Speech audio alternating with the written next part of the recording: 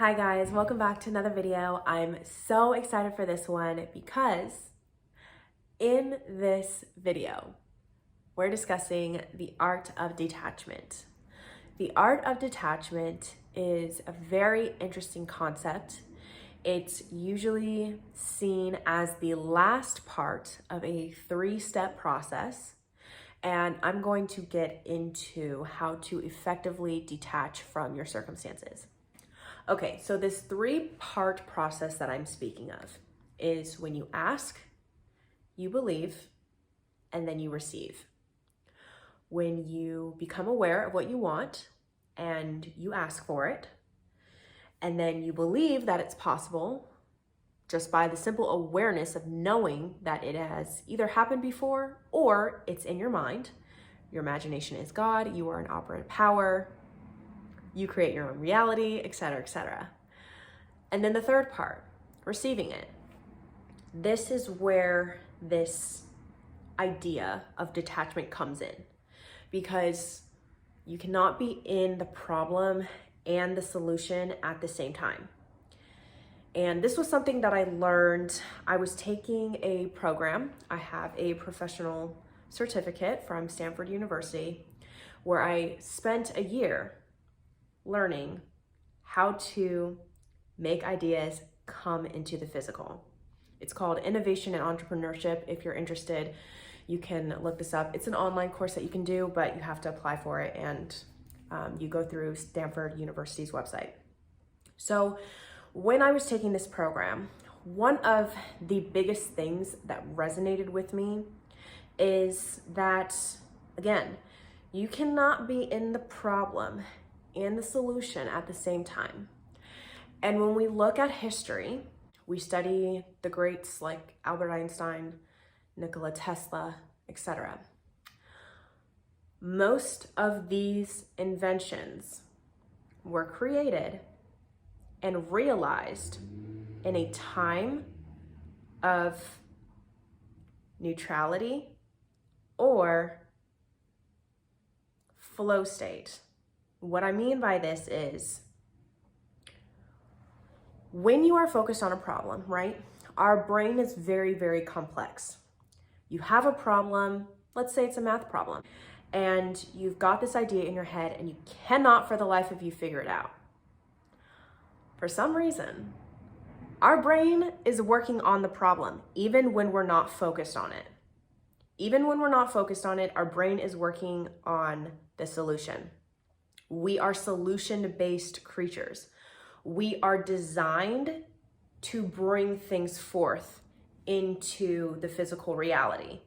This is my theory as to why it's hard to let go of past circumstances or things that we feel are unresolved, because we are solution-based machines. We are designed perfectly in the image of God to think of ideas and create them into the physical.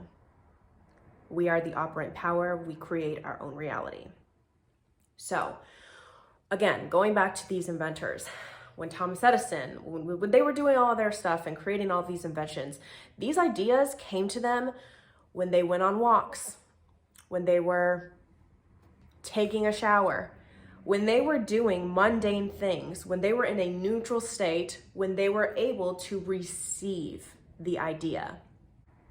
In my experience, and if this does not resonate with you, that's fine, but if it does, let me know in the comments below. In my experience, and from what I've learned from institutions, testing it myself, reading Neville Goddard, reading tons of other people, the solution comes to me when I'm not worried about it and when I'm not focused on the problem, because the problem itself is inviting this thing that we call lack. Thing that I have been recommending that works 99.99999% of the time is you take your attention off of that topic entirely and focus on another topic that is filled with abundance. Sometimes this can scare people or make them feel like they're not in control of the manifestation if they're not specifically affirming for that thing. But I want to be very clear with this. Your brain is still processing the solution. Your brain will always be working on the solution, even when you are not conscious of yourself trying to find the solution. Because you are aware of the problem, your brain is looking for a solution. And especially if you're like me and you have this tendency to overthink, trust me, your brain is working on the problem and it will come to you. The solution will come to you in a time where you either aren't expecting it or you're not worried about it. You're in a neutral, usually peaceful state.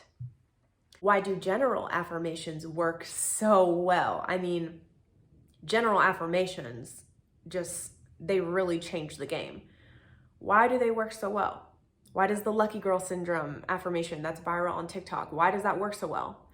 It's a very blank, it's a very umbrella-like affirmation. It covers a lot of things. It's because your brain is always wanting to give you proof. It is a very complex machine that is always wanting to give you the solution. And if you trust in all of this information that I just gave you right now, if you are able to trust in this process and trust in the imagination, which is God, if you are able to trust in this process, you will bring those things to you in a very effortless and a very non-exhaustive way.